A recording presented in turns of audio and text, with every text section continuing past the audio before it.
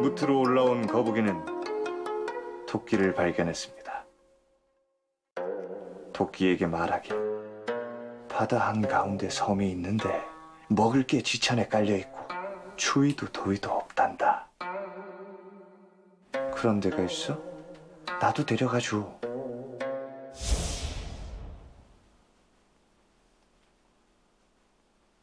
거북이는 토끼를 등에 업고 2, 3리쯤 헤엄쳐 가다가 말했지요. 너는 용궁에 도착하면 죽게 될 거야. 용왕의 딸을 살리려면 네 간이 필요하거든.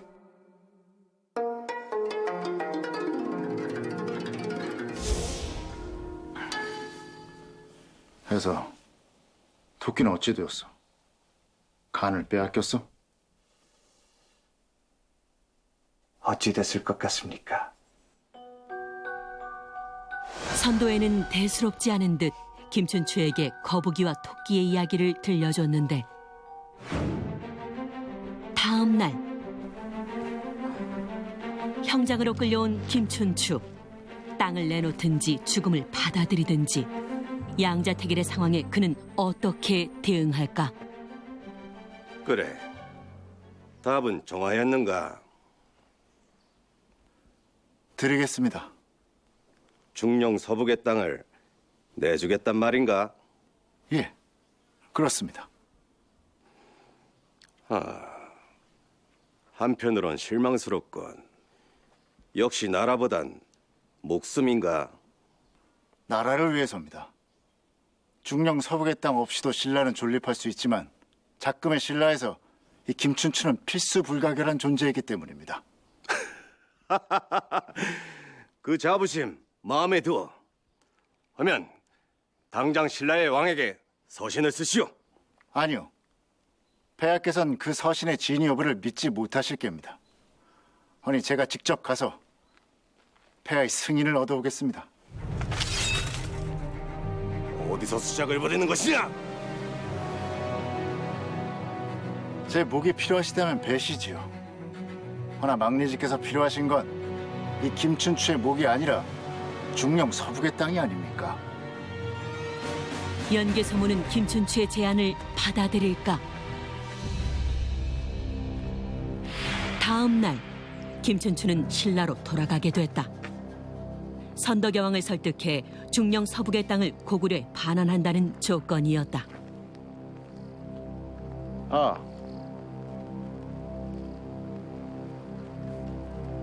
자네도 귀토지설에 대해 들어본 적이 있는가?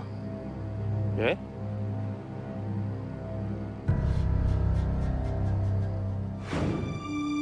해서 토끼는 어찌 되었어? 간을 빼앗기고 목숨을 잃었어?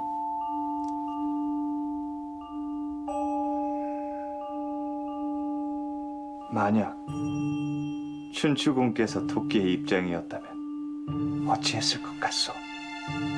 뭐, 할 수 있는 게 뭐가 있겠어? 간을 내놓을 수도 없고 내놓지 않는다 하자니 바다 한가운데고 뭐 용궁으로 끌려가 간을 빼앗기고 목숨을 잃는 일밖에 더 있겠어.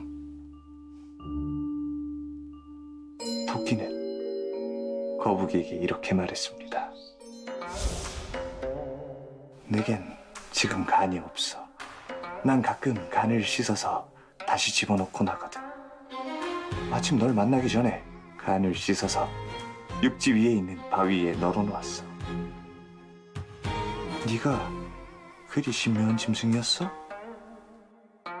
날 육지로 데려다 줘. 그럼 간을 가져다 줄게. 나는 간 없이도 살 수 있거든. 아무 문제 없어.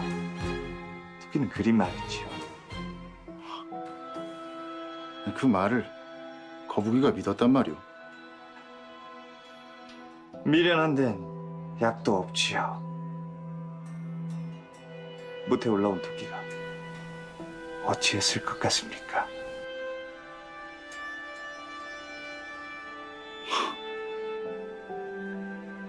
그래.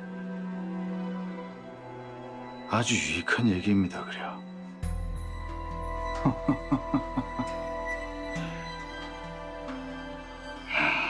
토끼는 그 길로 뛰어 육지로 달아났지. 이 세상에 간 없이 사는 자가 어디 있겠느냐 하고 거북이를 비웃으면서 말일세. 연개소문에게 전하거라.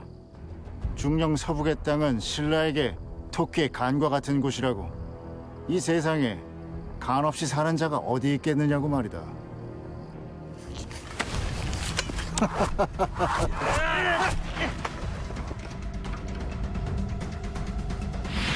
두고 온 간을 가져오겠다며 육지에 데려다 달라던 토끼처럼 김춘추가 연개 소문을 속여 넘긴 것이었다.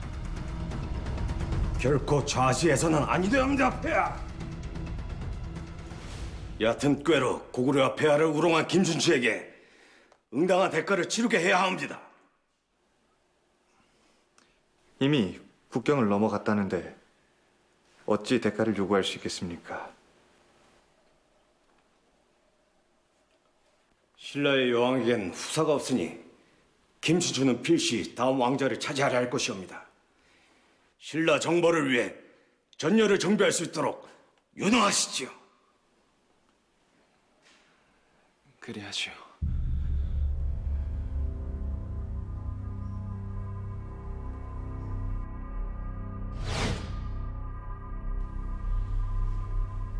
혹을 떼겠다기에 보냈더니 감당할 수도 없는 더 큰 혹을 달고 돌아온 것이 아니냐. 나라를 생사존망의 위험에 빠뜨린 책임을 엄중히 물으셔야 하옵니다. 이 시국에 제 목숨 하나 건사하겠다고 연개 소문을 기만하다니요. 연개 소문을 도발한 대가는 컸다. 연개 소문은 이를 빌미로 신라 정벌 여론을 불러일으켰는데 저는 그저 옛날 얘기 하나 해준 일밖에는 없습니다.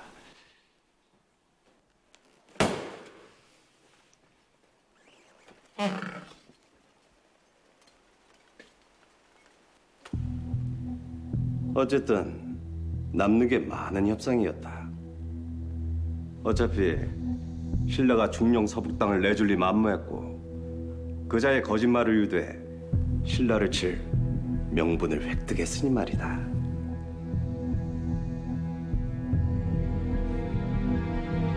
김춘추가 제게에 속아 제 무덤을 판 것이지요.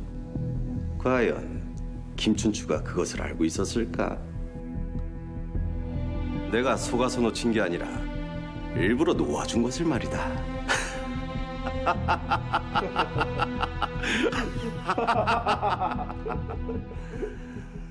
춘추공, 이 사태를 어찌 책임질 것이오?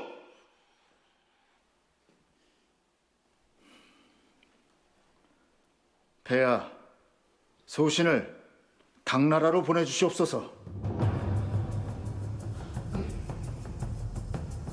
육지로 돌아간 토끼와 혼자 용궁으로 돌아간 거북이는 그 뒤에 어떻게 되었을까?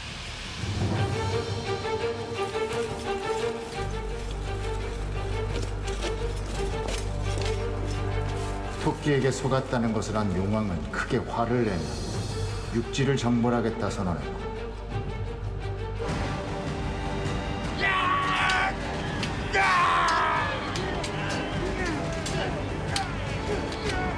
토끼는 도움을 청해 용궁으로 쳐들어갔지. 김춘추는 위기를 극복하기 위해 당나라와 동맹을 맺고 연합군을 결성했다. 나당연합군은 백제에 이어 고구려를 멸망시켰다.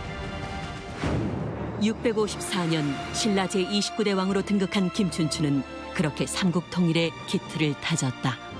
이것이 내가 이어가려고 하는 귀토지설의 뒷이야기이다. 과감한 외교 활동으로 왕위에 오를 길을 닦은 김춘추. 그가 고구려 대신 선도해에게 들었다고 전해지는 이 거북이와 토끼 이야기는 김춘추 자신뿐 아니라 삼국의 운명을 바꿔놓았습니다. 660년 백제를 멸망시킨 나당연합군은 668년 고구려를 멸망으로 이끌고 마침내 676년 신라는 삼국 통일을 달성했습니다. 인도의 설화를 바탕으로 고구려에 구전된 이야기 귀토지설은 이후 조선시대 판소리 6마당 중 하나인 별주부전으로 각색되기도 했습니다.